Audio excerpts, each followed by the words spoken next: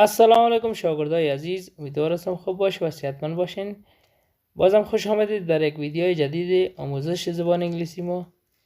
امروز چند دانه فقرات کوتاه که زیاد استفاده میشن برای شما باز هم تکرار میکنم. شما اونها را بیاموزید و همچنان پیش خود بنویسید. without you بدون شما. do it انجام بدهید. don't jump خیز نزن.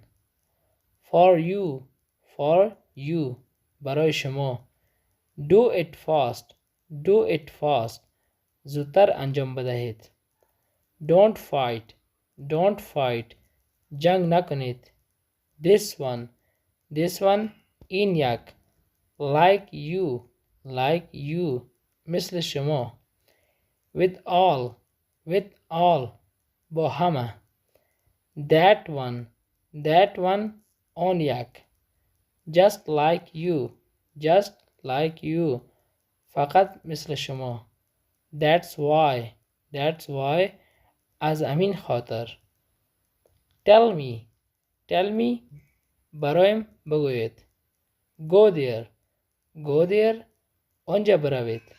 why so پس چرا؟ این فقرات کوتاه که زیاد استفاده میشه برای شما تکرار کردم. دوستای عزیز، اگر ویدیو ما رو خوش کردین چینل یوتیوب ما را لازم سبسکرایب کنید و همچنان صفحه فیسبوک ما را لایک کنید. تشکر، بخیر باشین.